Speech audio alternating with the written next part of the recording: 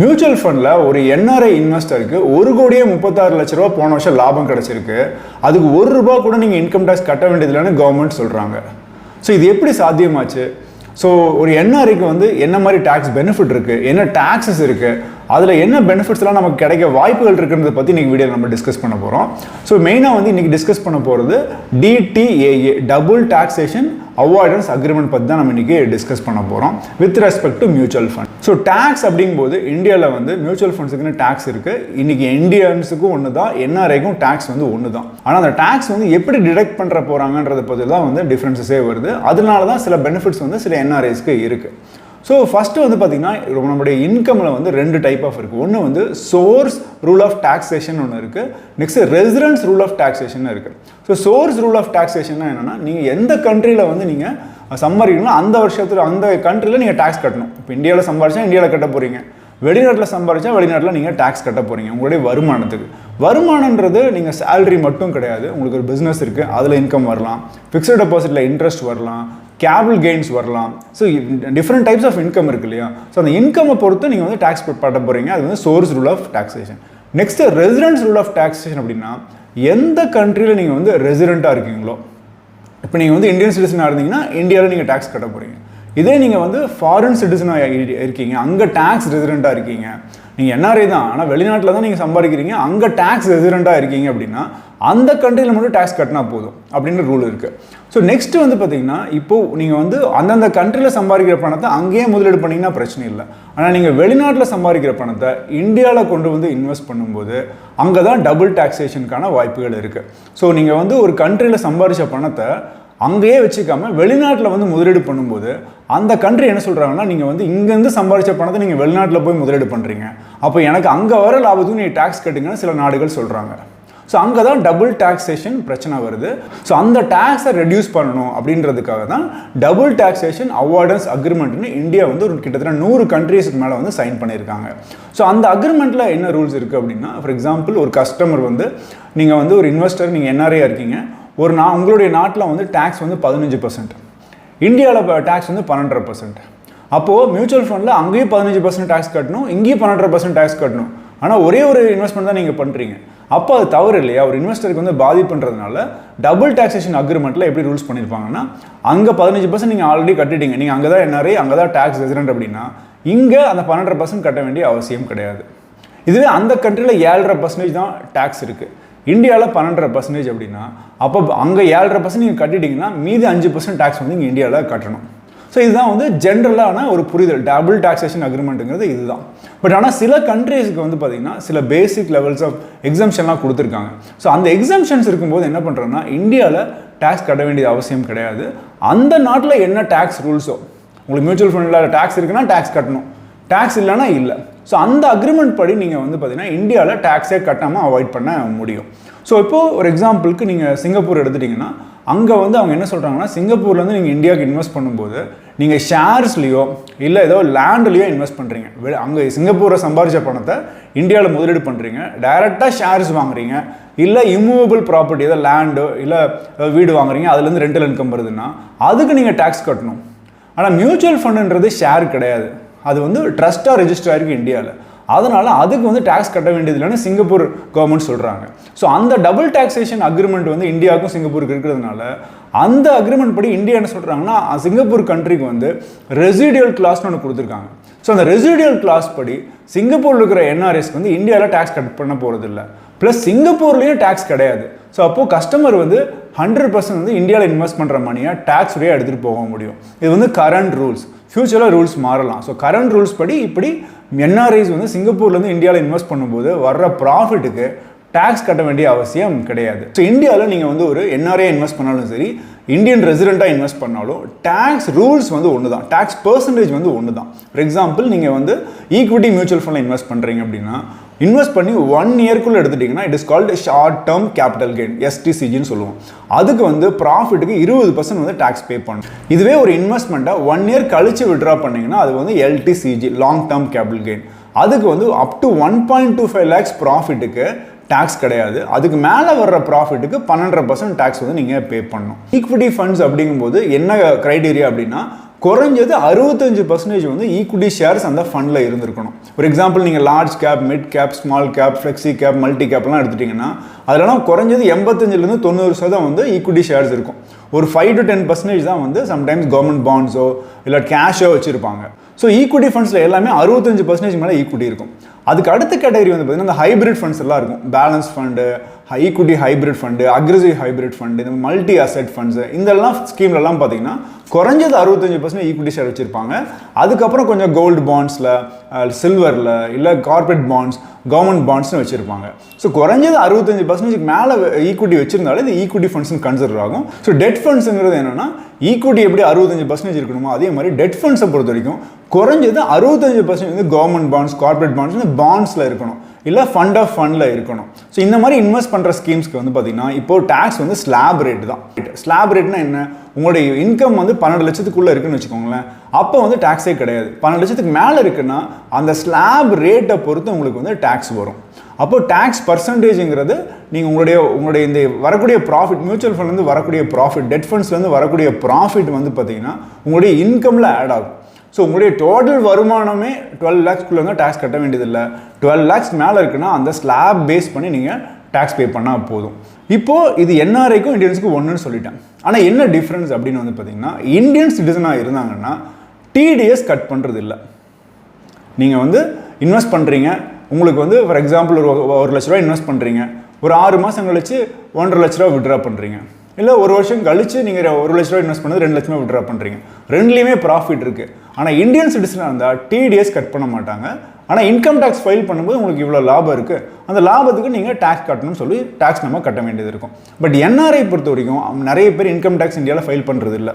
அதனால் என்ன பண்ணுறாங்கன்னா நீங்கள் வந்து டிடிஎஸ் ஆல்ரெடி அவங்க கட் பண்ணிடுறாங்க. ஸோ டிடிஎஸ் வந்து எக்ஸ்ட்ரா பிடிச்சிருந்தாங்கன்னா இன்கம் டேக்ஸ் ஃபைல் பண்ணி நெக்ஸ்ட் இயர் நீங்கள் வந்து கிளைம் பண்ணிக்கணும். ஸோ டிடிஎஸ் இப்போ எவ்வளோ கட் பண்ணுவாங்கன்னு பார்த்தீங்கன்னா நீங்கள் ஈக்விட்டி மியூச்சுவல் ஃபண்ட் இன்வெஸ்ட் பண்ணுவீங்க, 1 இயர்க்குள்ளே விட்ரா பண்ணுறீங்கன்னா 15% டிடிஎஸ் கட் பண்ணுவாங்க. இதே 1 இயருக்கு அப்புறம் நீங்கள் விட்ரா பண்ணிங்கன்னா 12.5% டேக்ஸ் கட் பண்ணுவாங்க. இதே டெட் மியூச்சுவல் ஃபண்டாக இருந்தால் 30% வந்து டேக்ஸ் வந்து கட் பண்ணுவாங்க, டிடிஎஸ் வந்து கட் பண்ணுவாங்க. ஸோ இது அதிகமாக உங்களுக்கு பிடிச்சிருக்காங்கன்னா next year income tax file பண்ணி நீங்கள் கிளைம் பண்ணிக்கணும். நீ இன்கம் டேக்ஸை ஃபைல் பண்ணாலும் இது கிளைம் பண்ண முடியாது. இதுவே கம்மியாக பிடிச்சிருக்காங்க அப்படின்னா நெக்ஸ்ட் இயர் நீங்கள் இன்கம் டேக்ஸ் ஃபைல் பண்ணும்போது நீங்கள் டேக்ஸ் பே பண்ணுற மாதிரி இருக்கும். ஸோ இதுதான் வந்து டாக்ஸேஷன் ரூல். ஸோ நெக்ஸ்ட் இது மட்டும் இல்லாமல் இன்னொரு டிடிஎஸும் இருக்குது. என்னென்னா நீங்கள் வந்து டெட் மியூச்சுவல் ஃபண்டில் இன்வெஸ்ட் பண்ணுறீங்க, இல்லை நார்மல் ஈக்விட்டி ஃபண்டில் இன்வெஸ்ட் பண்ணியிருக்கீங்கன்னா இதில் வந்து ஐடிசிடபிள்யூன்னு ஒன்று இருக்குது. அதாவது income distribution come capital withdrawal, அதாவது பழைய டிவிடெண்ட் ஆப்ஷன். சில ஸ்கீம்ஸ்லாம் இன்னும் நிறைய பேர் பழைய ஸ்கீமில் இருப்பீங்க, டிவிடெண்ட் ஆப்ஷனில் இன்வெஸ்ட் பண்ணிருப்பீங்க. அப்போ அந்த டிவிடெண்ட்ஸுக்கு வந்து பார்த்தீங்கன்னா டிடிஎஸ் கட் பண்ணுறாங்க. ஸோ என்ஆர்ஐஸ்க்கும் கட் பண்ணுறாங்க, இந்தியன் சிட்டிசனுக்கும் கட் பண்ணுறாங்க. ஸோ இப்போ என்ஆர்ஐஸ்க்கு வந்து இந்த மாதிரி டிடிஎஸ் கட் பண்ணும்போது அவங்களுக்கு அன்னசரியாக அந்த டேக்ஸ் வந்து போயிட்டு இருக்கு. ஸோ நீங்கள் ஏதாவது ஐடிசிடபிள்யூ ஸ்கீமில், டிவிடெண்ட் ஸ்கீமில் இருந்தீங்கன்னா உங்களுக்கு இந்த டிடிஎஸ் கட் ஆகிட்டு இருக்கும். அதுக்கு பதிலாக நீங்கள் நார்மல் ஈக்விட்டி ஃபண்டுக்கு மாறிட்டு எஸ்டபிள்யூபி ஆப்ஷன் போகிறது பெட்டர், உங்களுக்கு ரெகுலர் இன்கம் வேணும்னா. இல்லை நீங்கள் வந்து உங்களுக்கு ஐடிசிடபிள்யூ ஆப்ஷனில் போயிட்டுருக்கு, அந்த டேக்ஸ் ரெடியூஸ் பண்ணணும்னா உங்கள் கவர்மெண்ட் வந்து இந்தியன் கவர்மெண்ட் கூட டேக்ஸ் ட்ரீட்டி சைன் பண்ணியிருக்கான்னு பாருங்கள். அதில் வந்து உங்களுக்கு டேக்ஸ் வந்து வரக்கூடாது, அதுக்கு டிடிஎஸ் கட் பண்ணக்கூடாதுன்னா நீங்கள் அதுக்கான ஃபார்மல் லெட்டர்ஸ் நீங்கள் கொடுத்தீங்க அப்படின்னா உங்களுக்கு வந்து டிடிஎஸ் கட் பண்ண மாட்டாங்க. இந்த டிடிஏ அக்ரிமெண்ட்டை பொறுத்த வரைக்கும் 2 கான்செப்ட் இருக்குது. ஒன்று வந்து பைலேட்டரல் அக்ரிமெண்ட், இன்னொன்று வந்து யூனிலேட்டரல் அக்ரிமெண்ட். ஸோ பைலேட்டரல் அக்ரிமெண்ட்டுங்கிறது என்னென்னா ஒரு இந்தியன் கண்ட்ரிக்கும் மற்ற கண்ட்ரிகளுக்கும் ஒரு அக்ரிமெண்ட் இருக்கும். அந்த அக்ரிமெண்ட்டில் 2 மெத்தட் இருக்குது. ஒன்று வந்து எக்ஸம்ஷன் மெத்தட். எக்ஸம்ஷன் மெத்தட் அப்படின்னா நீங்கள் ஏதோ ஒரு கண்ட்ரி வந்து இன்கம் டேக்ஸ் வந்து பே பண்ணால் போதும், இன்னொரு கண்ட்ரியில் டேக்ஸ் பே பண்ண வேண்டியதில்லைன்ற ஒரு ரூல். இன்னொன்று வந்து பார்த்தீங்கன்னா tax credit method. So tax credit மெத்தட்ங்கிறதுனா 2 கண்ட்ரிலும் டேக்ஸஸ் இருக்கும், ஆனால் எந்த கண்ட்ரியில் வந்து ஆல்ரெடி டேக்ஸ் டிடக்ட் பண்ணிட்டாங்களோ அப்போ அந்த டேக்ஸை அட்ஜஸ்ட் பண்ணி இன்னொரு கண்ட்ரி டேக்ஸ் பே பண்ணால் போதும். ஸோ அதிகமான டேக்ஸ் வந்து பே பண்ணுற அவசியம் கிடையாது. ஸோ மேக்ஸிமம் எந்த கண்ட்ரியில் டேக்ஸோ அந்த டேக்ஸை பே பண்ணிட்டாங்க ஒரு கண்ட்ரிலனா இன்னொரு கண்ட்ரியில் டேக்ஸ் பே பண்ண வேண்டிய அவசியம் கிடையாது. அது வந்து டேக்ஸ் கிரெடிட் மெத்தட். இந்தியா மெஜாரிட்டியாக இந்த டேக்ஸ் கிரெடிட் மெத்தட் தான் வந்து ஃபாலோ பண்ணுறாங்க. இன்னொன்று வந்து பார்த்தீங்கன்னா யூனிலேட்டரல். யூனிலேட்டரல்ங்கிறது என்னென்னா அங்கே வந்து எந்த கண்ட்ரிக்கும் இந்தியாவுக்கும் அக்ரிமெண்ட்டே இல்லையோ, ஸோ அந்த கண்ட்ரியாக இருந்தாலுமே இந்த கண்ட்ரியை பொறுத்து சில ரிலீஃப் வந்து கொடுக்குறாங்க. இது வந்து ஒவ்வொரு கண்ட்ரி ஸ்பெசிஃபிக்கானது. ஸோ நீங்கள் ஒரு என்ஆர்ஐ இந்த வீடியோ பார்த்துட்டு இருக்கீங்கன்னா உங்கள் கண்ட்ரிக்கும் இந்தியாவுக்கும் என்ன டிஃப்ரென்ஸு, என்ன அக்ரிமெண்ட் இருக்குது, என்ன ட்ரீட் இருக்குன்னு படிச்சுட்டிங்கன்னா ஸோ உங்களுடைய இன்கம் டேக்ஸ் ஆஃபீஷியலாக நீங்கள் கன்வின்ஸ் பண்ணுறதுக்கு ஈஸியாக இருக்கும். இந்த டிடிஏ இல்லாத கண்ட்ரிஸை மேனேஜ் பண்ணுறதுக்காகவே ஃபாரின் கிரெடிட் ரூல்ஸ் அப்படின்னு சொல்லிட்டு ஒரு செக்ஷன் இருக்குது இந்தியன் இன்கம் டேக்ஸில். அது நீங்கள் உங்கள் கண்ட்ரிக்கு எப்படி ரெலவெண்ட்டாக இருக்குன்னு நீங்கள் படித்து பார்த்தீங்கன்னா உங்களுக்கு ஒரு ஐடியா கிடைக்கும். ஸோ நெக்ஸ்ட்டு வந்து பார்த்திங்கன்னா இது வந்து யாருக்கு அப்ளிகபிள் அப்படின்னு பார்த்தீங்கன்னா இப்போ ரெசிடியல் கிளாஸ்னு ஒன்று இருக்குது. ஸோ இந்தியன் கவர்மெண்ட் வந்து எந்தெந்த கண்ட்ரீஸ்க்கெல்லாம் அந்த ரெசிடியல் கிளாஸ் அப்படின்னு கொடுத்துருக்காங்களோ அப்போ அந்த கண்ட்ரியில் எந்த டேக்ஸ் ரூல்ஸோ அதை பேஸ் பண்ணி இன்றைக்கு டேக்ஸ் பே பண்ணால் போதும். அந்த மாதிரி டேக்ஸ் ட்ரீட்டிஸ் வந்து நிறைய நாடுகள் சைன் பண்ணியிருக்காங்க. Example UAE, Singapore, Mauritius, Netherlands, Spain, Portugal, இந்த மாதிரி நிறைய கண்ட்ரீஸ்லேருந்து என்ஆர்ஐஸ் இந்தியாவில் இன்வெஸ்ட் பண்ணாங்கன்னா இந்தியாவில் டேக்ஸ் கட்ட வேண்டியதில்லை. ஆனால் வெளிநாட்டில் உங்களுக்கு டேக்ஸ் இருந்தால் நீங்கள் டேக்ஸ் கட்ட வேண்டியது இருக்கும். அப்படி டேக்ஸ் எக்ஸாம்டட் அப்படின்னா டேக்ஸ் கட்ட வேண்டிய அவசியம் கிடையாது. ஸோ கரண்ட்லி சிங்கப்பூரில் அந்த மாதிரி தான் டேக்ஸ் இல்லைன்றதுனால அவங்க ஒரு அனுஷ்கான்ற ஒரு லேடி வந்து இந்தியாவில் வந்து டிடிஎஸ் கட் பண்ணியிருக்காங்க. ஸோ அந்த டிடிஎஸ் கட் பண்ணதுக்கு அவங்க வந்து ஃபைல் பண்ணியிருக்காங்க. மும்பை ட்ரிபுனல் கோர்ட்டில் வந்து இன்கம் டேக்ஸ் ட்ரிபுனல் கோர்ட்டில் அவங்க வந்து பதிவு பண்ணியிருக்காங்க, எனக்கு வந்து டேக்ஸ் எக்ஸம்ஷன் கொடுங்க, ஏன்னா எங்கள் கண்ட்ரி ரூல்ஸ் படி அங்கே வந்து லேண்டோ இல்லை இம்மூவபிள் ப்ராப்பர்ட்டியோ இல்லை ஷேர்ஸ்லாம் நான் இந்தியாவில் இன்வெஸ்ட் பண்ணியிருந்தால் தான் எனக்கு வந்து டேக்ஸு. மியூச்சுவல் ஃபண்டு ட்ரஸ்ட்டாக ரெஜிஸ்டர் ஆகிருக்கு. ஸோ எனக்கு டேக்ஸ் இல்லைன்னு அவங்க வந்து ஃபைட் பண்ணி வின் பண்ணியிருக்காங்க. ஸோ அதனால் இந்த மாதிரி உங்களுக்கும் வந்து நீங்கள் ஒரு சிங்கப்பூர் சிட்டிசனாக இருக்கீங்கன்னா டேக்ஸ் எக்ஸம்ஷன் கிடைக்க வாய்ப்புகள் நிறையவே இருக்குது. அதுக்கு என்ன செட் ஆஃப் ரூல்ஸ் இருக்குது, என்னென்ன ரூல்ஸ் அண்ட் ரெகுலேஷன் நம்ம ஃபாலோ பண்ணணும்னு வந்து பார்த்தீங்கன்னா நீங்கள் எந்த வருஷம் பணத்தை வித்ட்ரா பண்ணுறீங்களோ அந்த வருஷம் நீங்கள் அந்த நாட்டுடைய டேக்ஸ் ரெசிடெண்ட்டாக இருந்திருக்கணும். குறைஞ்சது 183 நாள் வந்து அந்த நாட்டில் இருந்திருக்கும். ஸோ வருஷத்தில் 365 நாள்னா அதில் பாதி நாட்களுக்கு மேலே நீங்கள் வந்து வெளிநாட்டில் இருந்திருக்கணும். அங்கே அந்த கண்ட்ரியில் டேக்ஸ் ரெசிடென்சி சர்டிஃபிகேட்னு ஒன்று நீங்கள் வாங்கணும். ஸோ அந்த சர்டிஃபிகேட்டை நீங்கள் வாங்கி இந்தியாவில் இருக்கிற மியூச்சுவல் ஃபண்ட் கம்பெனிஸ்க்கு நீங்கள் சப்மிட் பண்ணணும்.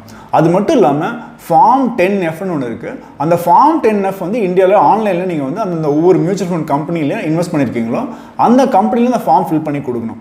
உங்களுடைய டிஆர்சி டேக்ஸ் ரெசிடென்ஸ் சர்டிஃபிகேட்லேயே எல்லா டீட்டெயில்ஸ் இருக்குன்னு வச்சுக்கோங்க. மெயினாக அவங்க கேட்குற என்ன டீட்டெயில்ஸ் இருக்குன்னா உங்கள் பேர் இருக்கும், போன வருஷம் அந்த கண்ட்ரியில் எவ்வளோ நாள் இருந்திருக்கீங்கன்ற டேட்டா இருக்கும், நீங்கள் அந்த கண்ட்ரியோடைய ரெசிடென்ஸ் டேட்டா கேட்கும், டின் நம்பர், இங்கே எப்படி இந்தியாவில் பேன் நம்பர் அந்த மாதிரி டின் நம்பர், அந்த டின்னுடைய ஸ்டேட்டஸ்.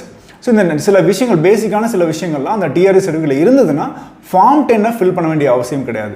பட் அதில் வந்து உங்களுக்கு ப்ராப்பராக இல்லை அப்படின்னா இந்தியாவில் நீங்கள் எந்த மியூச்சுவல் ஃபண்டில் விட்ரா பண்ண போகிறீங்களோ, இன்வெஸ்ட் பண்ணி விட்ரா பண்ண போகிறீங்களோ அந்த மியூச்சுவல் ஃபண்ட் கம்பெனிக்கு ஃபார்ம் 10F நீங்கள் ஃபில் பண்ணி கொடுக்கணும். இது பண்ணிங்க அப்படின்னா அந்த மியூச்சுவல் ஃபண்ட் கம்பெனி என்ன பண்ணுவாங்கன்னா உங்களுடைய மியூச்சுவல் ஃபண்டுக்கு வரக்கூடிய ப்ராஃபிட்ஸை வந்து எக்ஸம்ஷனில் எடுத்துப்பாங்க. ஸோ அவங்க வந்து டிடிஎஸ் வந்து கட் பண்ண மாட்டாங்க. நீங்கள் மியூச்சுவல் ஃபண்டில் இன்வெஸ்ட் பண்ணும்போது ரெசிடென்ட் இந்தியனாக இருந்திருக்கீங்க, ஃபியூச்சரில் நீங்கள் வந்து என்ஆர்ஐ ஆகிட்டீங்க அப்படின்னாலும் இந்த டேக்ஸ் பெனிஃபிட் உங்களுக்கு கிடைக்கும். அதுக்கு நீங்கள் வந்து பேசிக்கான நீங்கள் என்ஆர்ஐ ஆனதுக்கப்புறம் அந்த என்ஆர்ஐயோடைய கேவிசி அப்டேட் பண்ணியிருக்கணும். உங்கள் பேங்க் அக்கௌண்ட்டில் என்ஆர்இ அண்ட் என்ஆர்ஓ அக்கௌண்ட் ஸ்டேட்மெண்ட்டை நீங்கள் கொடுத்து உங்களுடைய பேங்க் டீட்டெயில்ஸும் நீங்கள் மாற்றிருக்கணும். ஸோ உங்களுடைய கேவிசி ஸ்டேட்டஸையும் என்ஆர்ஐயாக மாற்றிருக்கணும், உங்கள் பேங்க் அக்கௌண்ட்ஸையும் என்ஆர்ஐ அக்கௌண்ட்டாக நீங்கள் கொடுத்து அப்டேட் பண்ணி இருந்திருக்கணும். அப்போ தான் இந்த பெனிஃபிட் உங்களுக்கு வந்து கிடைக்கும். ஸோ என்ஆர்ஐ இன்வெஸ்ட்மெண்ட்டை பொறுத்தவரைக்கும் 2 பேங்க் அக்கௌண்ட் இருக்குது, என்ஆர்இ என்ஆர்ஓன்னு 2 விஷயங்கள் இருக்குது. நீங்கள் வந்து இந்தியன் ரெசிடெண்ட்டாக இருந்து இன்வெஸ்ட் பண்ணிவிட்டு நீங்கள் ஃபியூச்சரில் வந்து நீங்கள் வெளிநாட்டில் போய் விட்ரா பண்ணுறீங்க அப்படின்னா அதை வந்து திரும்ப நீங்கள் இந்தியன் கரன்சியாக தான் நீங்கள் யூஸ் பண்ணிக்க முடியும், இல்லை அங்கே செலவு பண்ண முடியும். ஆனால் நீங்கள் வந்து அதை டாலர்ஸாக கன்வெர்ட் பண்ண முடியாது. இதே நீங்கள் ஃபாரின்லேருந்து இன்வெஸ்ட் பண்ணியிருக்கீங்க, உங்கள் ஃபாரின் அக்கௌண்ட்லேருந்து என்ஆர்ஐ அக்கௌண்ட்டுக்கு நீங்கள் டாலர்ஸாக கன்வெர்ட் பண்ணி அப்புறம் இந்தியாவில் இன்வெஸ்ட் பண்ணியிருக்கீங்க அப்படின்னா அந்த மணியை ஃபியூச்சரில் நீங்கள் வந்து டாலர்ஸாக ரீபேட்ரியேட் பண்ணிக்க முடியும். ஸோ இந்த ரூல்ஸ் தெரிஞ்சதுக்கப்புறம் நிறைய பேர் வந்து இந்த லூப் ஹோலை பயன்படுத்திக்க வாய்ப்புகள் இருக்குது. ஸோ அப்போ அதுக்கு கவர்மெண்ட் என்ன சொல்கிறாங்க அப்படின்னா இது வந்து இந்த பெனிஃபிட் வந்து யாரெல்லாம் ஜென்யூனாக ஒரு கண்ட்ரிக்கு போய் ரெசிடென்ட்டாக இருக்காங்களோ அவங்களுக்கு தான் எலிஜிபிள். சில பேர் பர்பஸாக இந்த மாதிரி இந்தியாவிலேருந்து என்ஆர்ஐ ஃபியூச்சரில் போய் செட்டில் ஆகிட்டு இந்த டேக்ஸ் பெனிஃபிட் என்ஜாய் பண்ணிவிட்டு அதுக்கப்புறம் இந்தியா வரணும்னு ட்ரை பண்ணாங்க அப்படின்னா கண்டிப்பாக வந்து கொஸ்டின் பண்ணுவோம். அப்போ வந்து இது வந்து இந்த டேக்ஸ் அவாய்டன்ஸ் பர்பஸுக்காக நீங்கள் போயிருந்தீங்க அப்படின்னா அந்த டேக்ஸ் பெனிஃபிட் உங்களுக்கு கிடைக்காது. ஏன்னா இன்கம் டேக்ஸ் டிபார்ட்மெண்ட் வந்து என்ன பர்பஸ்க்காக நீங்கள் போயிருக்கீங்க அதனால் ரியல் ரீசன் செக் பண்ணுவாங்க. அப்போ நீங்கள் வந்து டேக்ஸ் அவாய்ட் பண்ணுறதுக்காக நீங்கள் சிட்டிசன்ஷிப்பே மாற்றிருக்கீங்க இல்லை என்ஆர்ஐயாக மாறிருக்கீங்க அப்படின்னா அப்போ இந்த டேக்ஸ் பெனிஃபிட் உங்களுக்கு வந்து கிடைக்காது. ஸோ அவங்க வந்து உங்களை ரிஜெக்ஷன் பண்ணுறது, எக்ஸம்ஷனை வந்து ரிஜெக்ட் பண்ணுற வாய்ப்புகள் நிறையவே இருக்குது. ஸோ லூப் ஹோல்ஸை ஜென்யூனாக இருந்தால் மட்டுமே நீங்கள் யூஸ் பண்ணிக்க முடியும். இந்த லூப் ஹோல் இருக்குன்ற பர்பஸ்க்காக நீங்கள் இதை யூஸ் பண்ணிங்கன்னா ஃபியூச்சரில் இந்த எக்ஸம்ஷன் ரிஜெக்ட் பண்ணுறதுக்கான வாய்ப்புகள் இருக்குது. இந்த டிஆர்சி சர்டிஃபிகேட் வாங்குறது சில கண்ட்ரீஸில் வந்து டிஃபிகல்ட்டாக இருக்குன்னு சொல்கிறாங்க. எஸ்பெஷலி யூஏலாம் என்ன பண்ணுறாங்கன்னா கரண்ட் இயருக்கு கொடுக்கறது இல்லை, ஒரு வருஷம் முடிஞ்சதுக்கப்புறம் தான் என்ன பண்ணுறாங்கன்னா போன வருஷத்துக்குன்னு கொடுக்குறாங்க. அப்போ என்னன்னா நீங்கள் கரண்ட் இயரில் ஏதாவது உங்களுக்கு டிடிஎஸ் கட் பண்ணுறாங்க, ரிடம்ஷன் ஏதாவது பண்ணுறாங்கன்னா உங்களால் என்ஜாய் பண்ணுறது டிஃபிகல்ட்டாக இருக்கும். ஆனால் நீங்கள் ப்ரெசிடிங் இயரோட போன வருஷத்தோடய நீங்கள் வாங்கி வச்சுட்டிங்கன்னா next year income tax file பண்ணியாவது நீங்கள் இந்த ஏதோ டேக்ஸ் பிடிச்சிருந்தாங்க அப்படின்னா அதை நீங்கள் கிளைம் பண்ணிக்க முடியும். ஸோ இந்த சில சேலஞ்சஸ் எல்லாம் இருக்குது. இப்போ இருக்கிற இந்த ரூல்ஸ் வந்து பார்த்திங்கன்னா இது கரண்ட் ரூல்ஸ் தான்.